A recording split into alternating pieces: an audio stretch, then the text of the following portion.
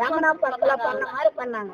ரமணாபுரத்துல பண்ண மாதிரி பண்ணி, அம்மா கொஞ்ச நேரம் இரும்மா, உன் பொண்ணு இதுவாகுது அது சொல்லி நாங்க டயலாஸ் பண்ணுவோம். முடியல, ரொம்ப சீரியஸ் ஆயிடுச்சு. இன்னும் 3 நாள் அவன் சரி பண்றது. நீ பணம் ஒரு 50,000 கட்டுங்க, 10 பணம் பெருக்கி போட, ஒரு 50,000 பணம் கட்டுங்க. 50,000 பணம் கட்டிட்டோன்னா நாங்க அந்த பொண்ணு கிருஷ்ணால இதுவாச்சு டயலாஸ் பண்றானே கையெழுத்து வாங்கிட்டாங்க.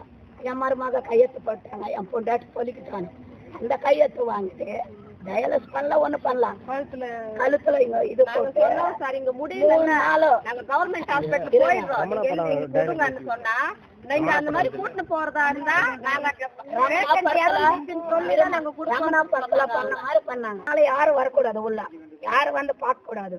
ஒரு நீங்க என்ன டயலாஸ் பண்ணோம், ஜெயலலிதாவுக்கு பண்ண டயலாஸ் 3 லட்சம் ரூபாய், ஜெயலலிதாவுக்கு பண்ண மாதிரி சாதா டயலாஸ் 1 லட்சம் ரூபாய். அப்ப நாங்க கட்டுறோம்னு சொல்லி எழுதி கொடுத்தோம். எழுதி கொடுத்த பிறகு எங்களுக்கு ஒரு டவுட், ஒருத்தர் கூட உள்ளே ஆல்ரெடி அவங்க இறந்துட்டு இருக்காங்க.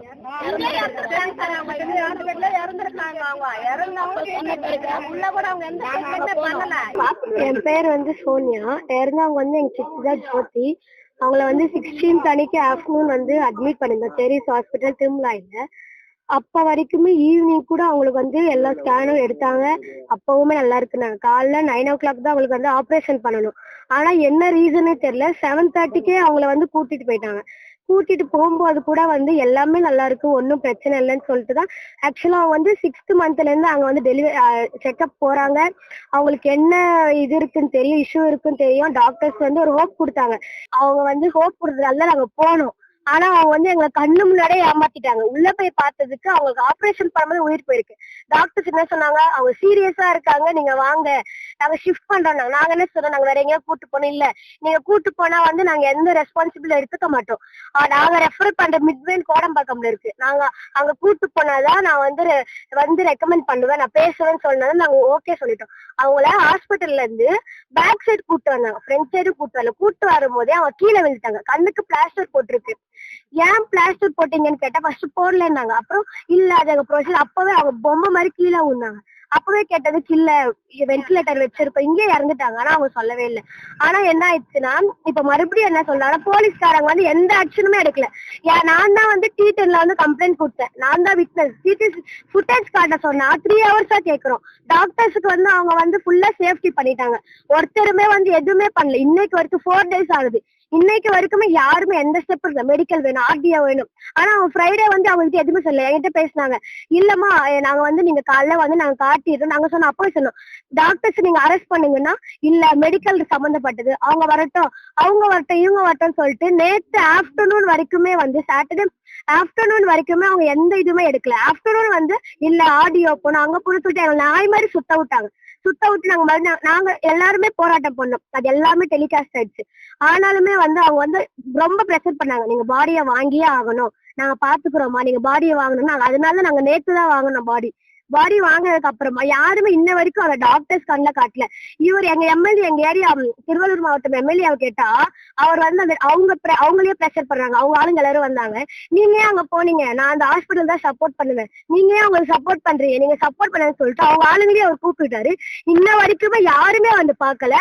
விஜய் என்ன நீங்க சொன்னீங்கல்ல என் தங்கச்சிக்கு ஏதாவது ஒண்ணுன்னு நான் பாப்பேன், உங்களதான் நாங்க ஓட்டு போட்டோம், உங்களை நம்பிதானே நாங்க இருந்தோம், இன்ன வரைக்குமே 4 நாளா நீங்க ஆக்ஷன் எடுக்கல, உங்களை நம்பிதான் நாங்க போட்டோம். என் தங்கச்சி இந்த தங்கச்சி வந்து பாக்க மாட்டீங்களா, எல்லாரையும் போய் பாக்குறீங்களா, அந்த குழந்தைக்கு என்ன வேணும், ஆம்பளை பையன் அவ வந்து எப்படி சொல்றது, அவ ரொம்ப ஆசையா பெற்றுட்டா, உங்க தங்கச்சி மாதிரி தானே. நாங்க அப்பத்துக்கு டாக்டர்ஸ் கிட்ட கெஞ்சணும். ஆனா அண்ணன் இருக்கீங்க நான் இன்ன வரைக்குமே அண்ணன் வெளில வரலையே. கலெக்டர் ஆபீஸ் சுத்துறோம், வெள்ள போலீஸ் ஸ்டேஷன், அவங்க இவங்கன்னு பார்த்தா டெத் டிக்ளேர் பண்றாங்க. அவங்க என்ன டெத் டிக்ளேர் பண்றது, நாங்களே எங்களுக்கே தெரியும் அவங்க இறந்துட்டாங்க. டாக்டர்ஸ் வந்து நைட் சொல்றாங்க, ஆமாமா நாங்க தான் ஹெவி அனஸ்தீசியா கொடுத்துட்டோம்னா போலீஸ்காரங்க நைட் எங்களை காம்ப்ரமைஸ் பண்ணிமா நீங்க இப்ப கேள்வி கேட்காதீங்க, அவங்க உஷாராயிடுவாங்கன்னு சொல்லிட்டு அனுப்பிட்டு மத்தியானம் வரைக்கும் நைட்டு வந்து போலீஸ் வராம காலையில வேற போலீஸ் வராங்க.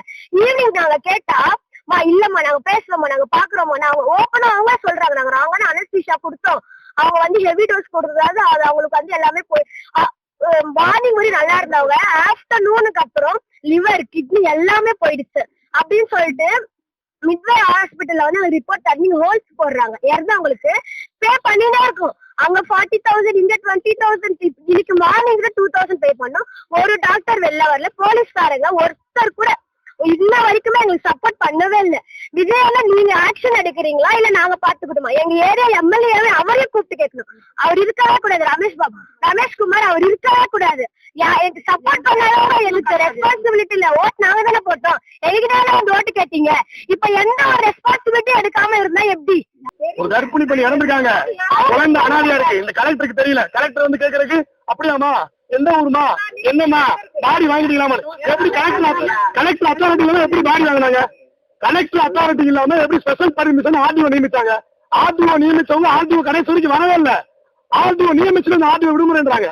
இந்த ஆர்டிஓ விடுமுறை கேட்க எனக்கு ஆர்டிஓ போட்டிருக்கோம்னு சொல்லி கேவலமா இல்லையா? கொஞ்சம் கூட கேவலமா இல்லையா?